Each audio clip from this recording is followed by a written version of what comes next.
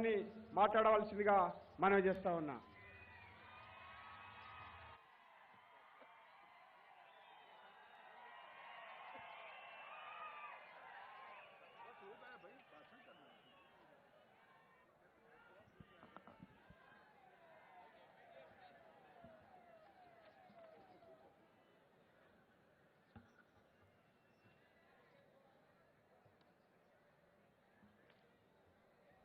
मेरे साथ बोलिए, भारत माता की। क्यों भाई ऐसी आवाज नहीं चलेगी? चेवेल्ला वालों, इतने समय के बाद आया हूं। तेलंगाना में भाजपा सरकार बनानी है या नहीं बनानी है? तो ऐसी आवाज से नहीं बनती है। मोदी जी दिल्ली में है, वहां तक आवाज जानी चाहिए। मेरे साथ दोनों हाथ उठाइए,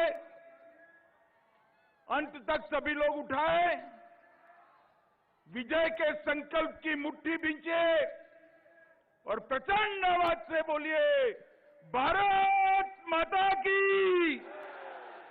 भारत माता की। मंच पर उपस्थित हमारे जुझारू प्रदेश अध्यक्ष श्रीमान बंडी संजय कुमार जी, मेरे मित्र और केंद्रीय मंत्री श्रीमान किशन रेड्डी जी, ओबीसी मोर्चा के राष्ट्रीय अध्यक्ष डॉक्टर के लक्ष्मण जी, भारतीय जनता पार्टी के वरिष्ठ नेता और ज्वाइनिंग कमेटी के अध्यक्ष श्री इटेला राजेंद्र जी, हमारे राष्ट्रीय महासचिव श्रीमान तरुण चूक जी, श्रीमती डीके अरुणा जी, श्री पी मुरलीधर राव जी, श्री प्रेमेंद्र रेड्डी जी, यहां के जिला अध्यक्ष महोदय और आज इस विराट सभा में आए हुए प्यारे भाइयों, बहनों, माताओं और मेरे जिगर के टुकड़े जैसे युवा मित्रों। श्रीमान विश्वेश्वर रेड्डी जी खड़े हो जाइए, आप जरा ताली बजाओ विश्वेश्वर जी के लिए। और आज आए हुए प्यारे भाइयों और बहनों, आप सभी को मैं प्रणाम करता हूं। आज सबसे पहले जगत ज्योति बसवन्ना को उनके चरणों में शीश झुकाकर प्रणाम कर कर मेरी बात की शुरुआत करना चाहता हूं। मित्रों, आज तेलंगाना की इस पवित्र भूमि में चिलकूर बालाजी, श्री वेंकटेश्वर स्वामी, श्री लक्ष्मी नरसिम्हा स्वामी, श्री महेश्वर महादेव को प्रणाम कर कर मेरी बात की शुरुआत करना चाहता हूं। इसी धरती से आंध्र प्रदेश के पहले उप मुख्यमंत्री, स्वतंत्रता सेनानी और जागीरदारों के खिलाफ किसानों के विद्रोह की लड़ाई लड़ने वाले कोंडा वेंकट रंगा रेड्डी जी को भी प्रणाम कर कर मेरी बात की शुरुआत करना चाहता हूं। मित्रों, आज ये विशाल रैली जो दिखाई पड़ती है वो इस बात का सबूत है कि आने वाले विधानसभा चुनाव में प्रचंड बहुमत के साथ भारतीय जनता पार्टी की सरकार बनने जा रही है। यहां पर 8-9 सालों से बीआरएस का जो भ्रष्टाचारी शासन चल रहा है उसकी उल्टी गिनती शुरू हो चुकी है। बीआरएस और केसीआर, इनके विरोध में ये जन आक्रोश पूरी दुनिया देख रही है। मित्रों, तेलंगाना के ही पद्म भूषण बड़े गुलाम अली खान जी की भी आज पुण्यतिथि है। मैं इनको भी प्रणाम कर कर मेरी बात की शुरुआत करता हूं। मित्रों, अभी अभी हमारे बंडी संजय को केसीआर ने जेल में डाल दिया। उनको लगता है कि भाजपा कार्यकर्ता जेल में जाने से डरते हैं। केसीआर कान खोलकर सुन लो, यहां एक एक कार्यकर्ता आपके अत्याचार और जुर्म सहने से डरता नहीं है। हमारी लड़ाई तब तक समाप्त नहीं होगी जब तक आपको गद्दी से नीचे नहीं उतार देते हैं। मुझे बताओ तेलंगाना वालों, बंडी संजय कुमार की अरेस्ट से आप सहमत हो क्या? जोर से बोलो, सहमत हो क्या? मैं आज पूछना चाहता हूं केसीआर को, क्या गुनाह था बंडी संजय कुमार का? एक ही गुनाह था कि उन्होंने पेपर लीकेज के खिलाफ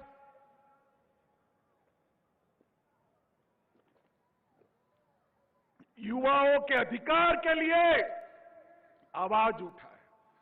आपने बंडी संजय कुमार को जेल में डाल दिया, 24 घंटे भी नहीं रख पाए। 24 घंटे में कोर्ट ने बेल देकर रिहा कर दिया। हमारे नेता विधानसभा में एटेला राजेंद्र जी बोलने को खड़े हुए, तुरंत उनको आपने गृह के बाहर कर दिया। क्या समझते हो कि आप बोलने नहीं दोगे तो हम तेलंगाना की जनता को हमारी बात नहीं करेंगे? वहां तो विधानसभा में आपने रोक लिया। आज लाखों लाखों लोग भारतीय जनता पार्टी के समर्थन में खड़े हैं। आप कुछ नहीं कर सकते हो। माताओं, भाइयों, बहनों, यहां की पुलिस का कंप्लीट पॉलिटिसाइजेशन हो चुका है। प्रशासन का संपूर्ण राजनीतिकरण हुआ है और वेलफेयर स्कीम भी जो मोदी जी भेजते हैं नीचे तक नहीं पहुंचने देते हैं, नीचे तक नहीं पहुंचने देते। मैं तेलंगाना के गरीबों को कहना चाहता हूं कि अब वो दिन दूर नहीं है। केसीआर कितना भी कर ले, वो आपको मोदी जी से दूर नहीं कर सकता। आने वाले चुनाव के अंदर प्रचंड बहुमत के साथ भारतीय जनता पार्टी की सरकार बनने वाली है। मित्रों, राज्य में युवाओं के साथ अन्याय हो रहा है। एसएससी का पेपर लीक हो रहा है। तेलंगाना स्टेट सर्विस कमीशन के पेपर भी लीक हो रहे हैं। 55,000 से ज्यादा, अरे लाखों युवाओं का भविष्य एक केसीआर की सरकार ने बर्बाद कर दिया है। केसीआर चुनाव के मैदान में ये युवा आपका हिसाब किताब करने के लिए तैयार है। राज्य में 2 लाख से ज्यादा पद खाली पड़े हैं। 2 टर्म से भर्ती नहीं करी और अब अंत में जल्दी में भर्ती करने का प्रयास किया है। 80,000 भर्तियों की घोषणा की, उसमें भी पेपर लीक कर युवाओं को बर्बाद करने का काम आपने किया है। मुझे बताओ, तेलंगाना के युवाओं, एक केसीआर को जिसने तेलंगाना के युवाओं का भविष्य बर्बाद किया, इसको एक क्षण भी सत्ता पर रहने का अधिकार है क्या? जोर से बोलो, है क्या? जो ठीक से एक भी परीक्षा नहीं कर सकता है, उसको सत्ता पर रहने का अधिकार नहीं। 9 साल में हजारों लाखों शिक्षकों की नियुक्ति नहीं की। टीएसपीएससी के घोटाले पर मुख्यमंत्री ने अब तक एक शब्द नहीं बोला है।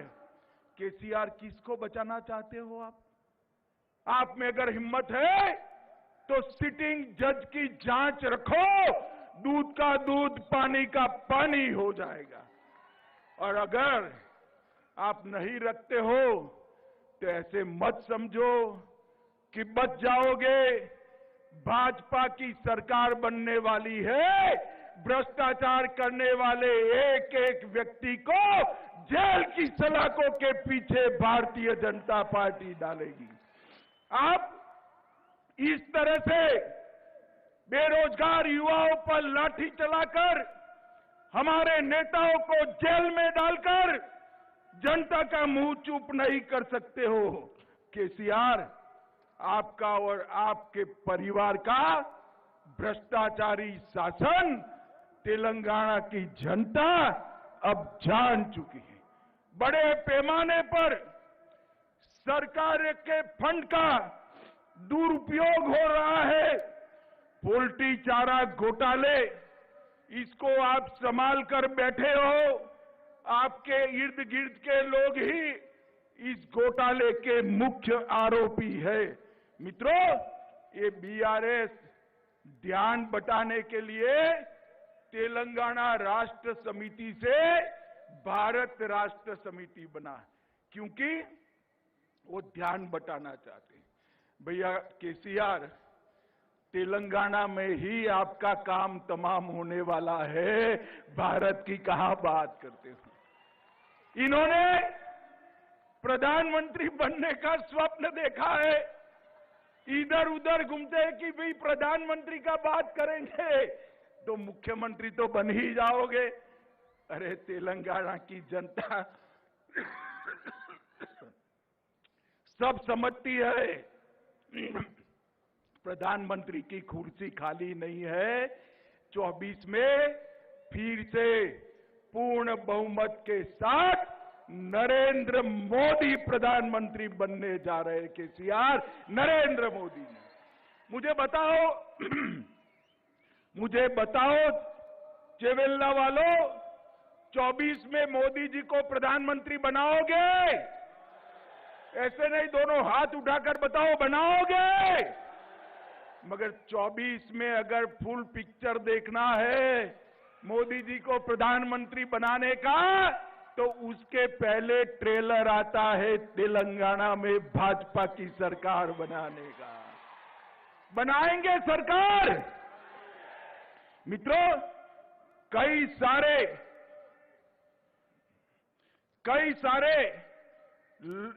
प्रोजेक्टों में भ्रष्टाचार की गंगा बहाई है। इन्होंने तेलंगाना को अपने परिवार के लिए एटीएम बनाकर रखा है। मगर अब तेलंगाना की जनता जागरूक हो गई है और मैं तेलंगाना की जनता को कहने चाहता हूं, निर्लज्जता के साथ, कोई शर्म के बगैर ओवैसी के एजेंडे पर एक केसीआर चलते हैं। वो तेलंगाना का स्वतंत्रता दिन भी नहीं मनाते हैं। मुझे बताओ, सरदार पटेल ने तेलंगाना की रचना की, निजाम को भगाया। तेलंगाना स्वतंत्रता दिन मनाना चाहिए या नहीं मनाना चाहिए? जोर से बोलिए, मनाना चाहिए या नहीं मनाना चाहिए? मैं आपको वादा करते जाता हूं, मोदी जी के नेतृत्व में भारतीय जनता पार्टी की सरकार बनाइए। हैदराबाद में परेड ग्राउंड में पूरी दुनिया देखे ऐसा तेलंगाना स्वतंत्रता दिन हम मनाएंगे। हम नहीं डरते हैं मजलिस से। मजलिस आपके लिए मजबूरी है, भारतीय जनता पार्टी के लिए नहीं।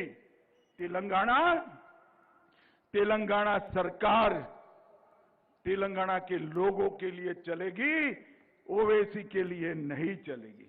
मित्रों, 2 बेडरूम हॉल किचन की स्कीम में भी माइनॉरिटी का रिजर्वेशन किया, संविधान विरोधी मुस्लिम रिजर्वेशन शिक्षा में किया और कई सारी बातें की।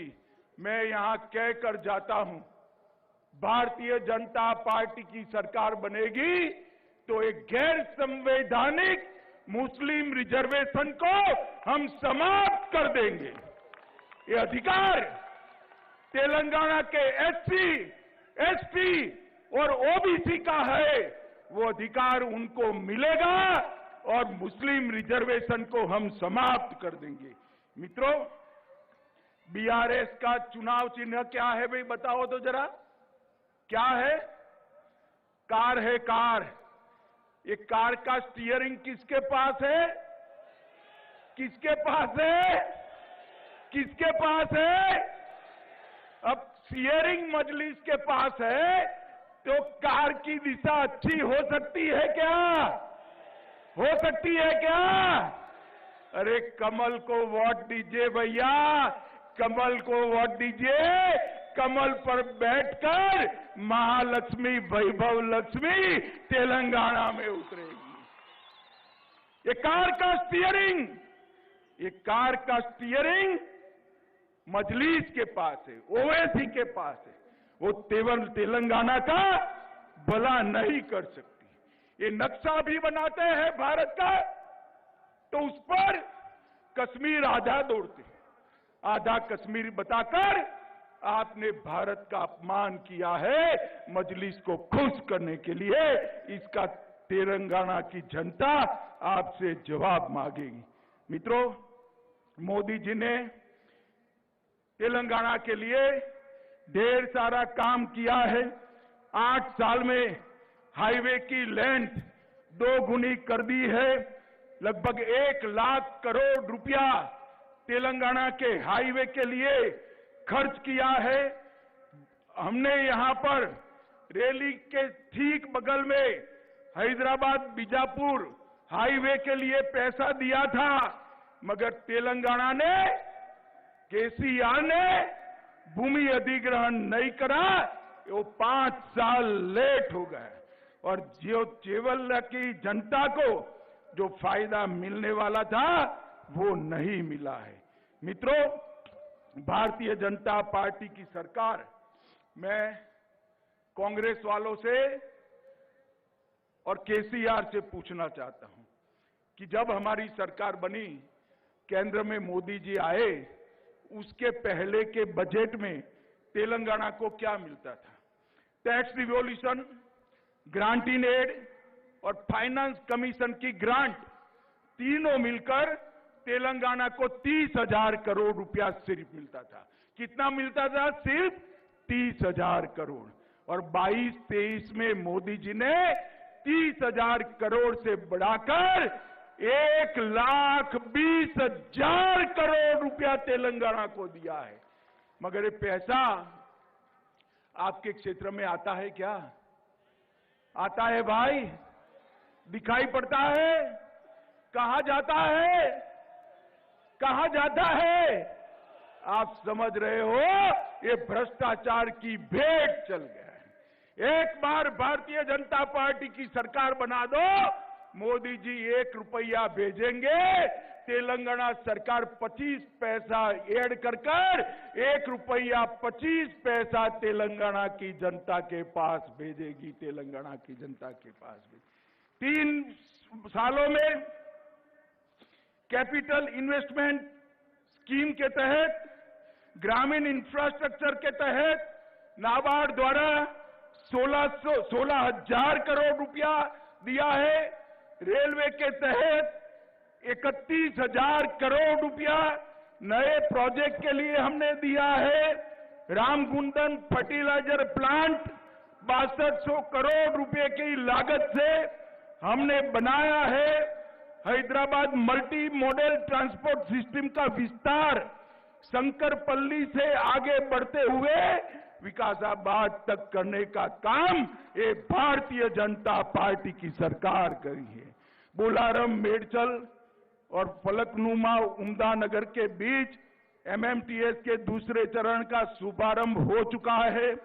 13 नई एमएमटीएस सेवाओं का शुभारंभ हुआ है और अभी अभी मोदी जी ने जोर से तालियां बजाना कॉटन के किसानों के लिए तेलंगाना में मेगा टेक्सटाइल पार्क देने का काम हमारे नेता नरेंद्र मोदी जी ने किया है। माताओं, भाइयों, बहनों, मुझे आने में थोड़ी देर हुई, मैं फिर से आऊंगा, इनके वादों का हिसाब मांगूंगा। जितने भी वादे किए इन्होंने पूरे नहीं किए। और सबसे बड़ी बात, एक कोई सरकार तेलंगाना में ऐसी नहीं चल सकती जिसका स्टीयरिंग ओवैसी के पास है, मजलिस के पास है। हम यहां पर एक ऐसी सरकार बनाएंगे जो देश के विकास को, तेलंगाना के विकास को, आपके विकास को समर्पित हो। और मित्रों, मैं एक बार फिर से कहना चाहता हूं केसीआर को कि आप हमारे कार्यकर्ताओं को जेल में डालोगे, पुलिस से लाठियां पिटवाओगे, मगर भारतीय जनता पार्टी का कार्यकर्ता डरने वाला नहीं है। केसीआर, हम तो पैदा ही विरोध पक्ष में हुए हैं, हम आपसे नहीं डरते हैं। ये जुर्म करना बंद करो, जितना समय बचा है उतना समय जनता का भला करो।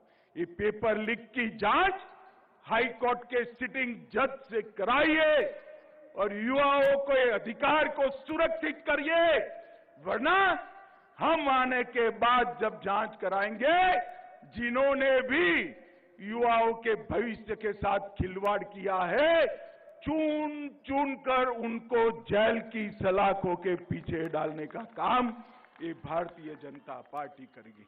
मुझे बताओ चिवेल्ला वालों, भारतीय जनता पार्टी की सरकार बनानी है क्या? जोर से बोलो, बनानी है? पूर्ण बहुमत की भाजपा सरकार बनाओगे? मोदी जी को 24 में फिर से प्रधानमंत्री बनाओगे? कमल के निशान पर दोनों चुनाव में बटन दबाओगे? मोदी जी के नेतृत्व में तेलंगाना को सबसे विकसित राज्य बनाओगे? एक केसीआर और ओवैसी की सरकार को उखाड़कर फेंक दोगे? पक्का फेंक दोगे? तो मेरे साथ दोनों हाथ उठाइए, उठाइए दोनों हाथ, विजय के संकल्प की मुट्ठी भींचिए और प्रचंड आवाज से बोलिए, भारत माता की, भारत माता की, भारत माता की, वंदे वंदे वंदे। आप सभी का बहुत बहुत धन्यवाद। वंदे मातरम।